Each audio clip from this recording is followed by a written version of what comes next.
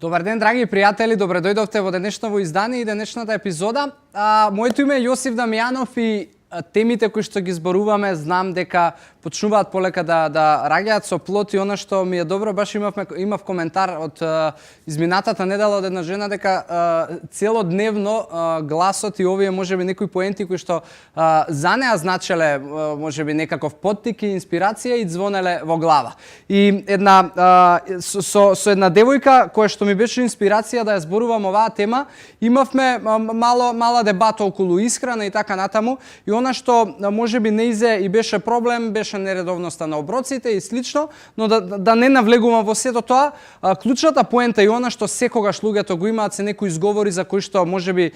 не го знаат решението за да го решат и повеќе тие изговори да ги немаат, а кај оваа девојка тие изговори беа поврзани со факултет и со тоа дека сега е испитна сесија и дека едноставно не може да се посвети и нема време на себе и не може да посвети внимание на исхраната затоа што самото учење било многу стресно и самата испитна сесија била многу стресна и едноставно ја тера на благо. И сватив дека огромен број на млади луѓе кои што можеби се студенти се во процесите на овие сесии кои што привршуваат или завршија, ако не се лажам, али ќе дојдат повторно и така натаму го имаат овој проблем. И знам многу од студентите, вклучително и јас кога можеби сум бил во студентскиот процес и дел од животот, дека ги имав овие проблеми. И она што практично треба да го знаеме за овие проблеми и како да ги отклониме е да научиме неколку факти кои што се за мозокот и поврзаноста на мозокот со исхраната. Па тие факти се дека мозокот, не знам колку од вас сте запознати, троши некаде 20% од енергијата во телото. И тоа значи дека тоа парче на отприлика кило и пол месо во нашата глава троши 20% од енергетскиот внес. Или во превод, ако мене ми требаат 2000 калории дневно, 400 калории ќе ги потроши мозокот. И тоа е навистина голем процент на енергетската вредност која што мозокот ја троши, затоа што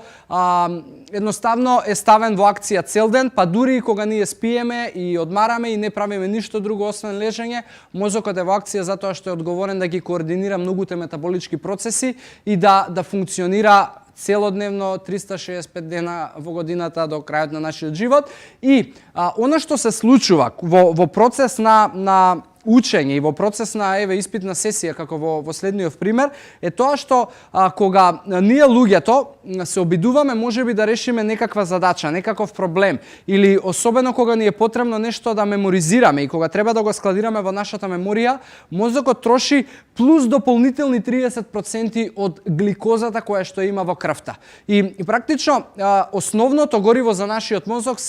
е гликозата, а тоа е најпростиот шекер кој што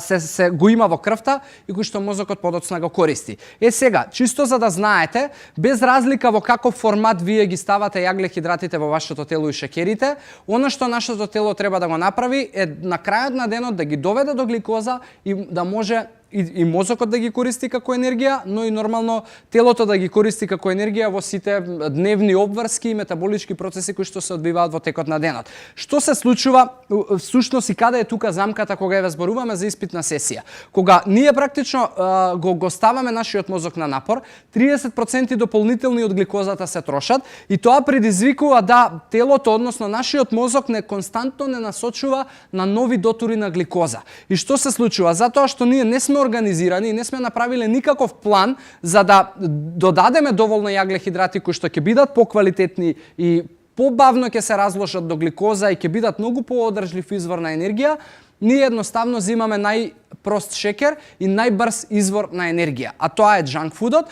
и тоа се чоколади, грицки, сокови, кафења со шекери и така натаму кои што мозокот ги препознава како најдобар и најбрз извор на енергија, затоа што брзо се метаболизираат и брзо ќе дојдат во гликоза. Проблемот тука не е дека е учењето и проблемот тука не е дека е испитна сесија, едноставно вас ви треба енергија. Проблемот тука е истиот оној кој што го зборуваме константно, а тоа е нередовноста во оброците и доволната нутритивна вредност која што се дава на телото. Ако вие имате редовни оброци, добар појадок, распореденост на 3 часа и доволно вода, вие ќе имате константно одржлива енергија во текот на денот и нема да се дозволуваат падови на шекер во крвта. Тука е и практично проблемот кој што многу од вас го имаат, поентирам на луѓето кои што можеби сте во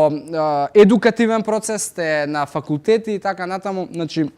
мора да го разберете ова и она што можеби ви дава да се уште се фаќате за овој изговор е тоа што никогаш до сега можеби не сте пробале да ја средите вашата исхрана и вашиот начин на живот, а ја ви потпишувам со двете раце доколку да го направите тоа, ќе осетите разлика што значи одржливо ниво на енергија. Јас мојот личен пример точно знам што значи неодржлив извор на енергија, точно знам што значи да ти ѕвони алармот и да не можеш да се разбудиш и да пиеш по 6-7 кафења дневно и да јадеш грицки и благо за време на испитна сесија. Точно знам што значи да имаш добар начин на живот и колку е подобро и поодржлив изворот на енергија. Така да се надевам дека она што ќе ме разберете денеска ќе биде дека ви треба менување на навиките, менување на начинот на живот и